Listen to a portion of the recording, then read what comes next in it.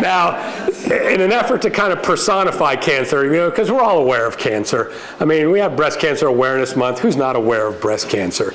But many of us have not experienced, they haven't been through it. So I kind of created a little parable that I thought would maybe kind of help personify cancer a little bit for us, and it's called Cancer Hates Cabbage. So here goes.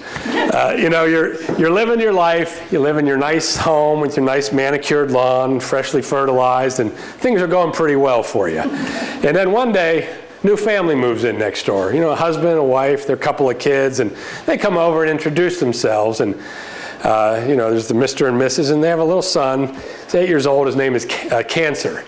And you think to yourself, well, that's kind of a strange name for a kid, but my son Tommy's 8, he needs a friend. Cancer seems like a nice guy. So they develop a friendship. And Cancer comes over and he plays with Tommy. Really, he's not into doing much. He wants to play the Xbox, watch TV. He's constantly hounding you for a soda, for some junk food. He's always walking barefoot across your fertilized lawn. And before you know it, Cancer is so much a part of your life and so overgrown, you wonder how you ever had a life without Cancer. He's everywhere you go, everywhere you turn, there's Cancer. You think, what am I going to do with this guy? This is Tommy's friend, but... So you talk to some friends, and they make some suggestions to you. So you go to Lowe's, and you see where you typically pick up your Roundup, you see there's chemo on the shelf, and you think, chemo, it's kind of expensive. It looks like there's a lot of side effects, but seems to be what's effective against cancer, so I'm going to buy some of this. So you get your chemo, you take it home, and you use it on Cancer for a little while, and Cancer starts to shrink, and he gets back to the nice little Cancer he was when he was first moved in. But you really don't change anything else. But you're happy, because Cancer's back to what he was. And you're living your life and thinking things are okay, but as time goes on, Cancer hasn't changed any of his habits. He's still coming over, eating the junk food, never going outside, never exercising, and he's big again. And so you start to rethink your plan. What can I do different this time?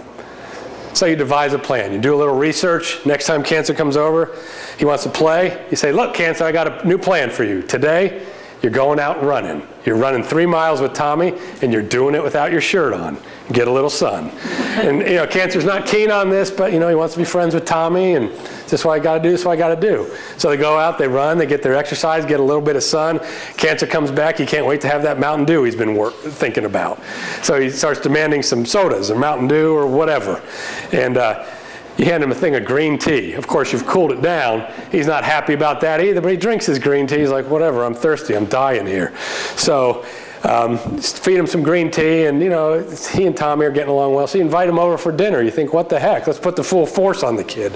So for dinner, you serve him a broccoli, cabbage, wild-caught salmon casserole smothered with curcumin and black pepper, and maybe a couple sardines as an appetizer. And the kid's not crazy about this, but again, he's got a friendship to maintain. He keeps coming over. You keep throwing this at him, and before you know it, he's gone. A couple of months of your life has gone by, and you didn't even realize, but Cancer moved away, and you all live happily ever after.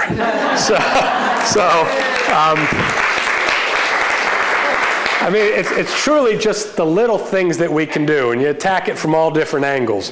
One more point to make is the difference between false hope and false hopelessness. A lot of people might tell you, he's standing up there and he's giving people false hope.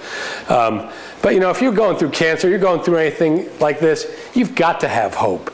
If you don't have hope, there's been scientific studies showing that lack of hope or hopelessness suppresses your immune system.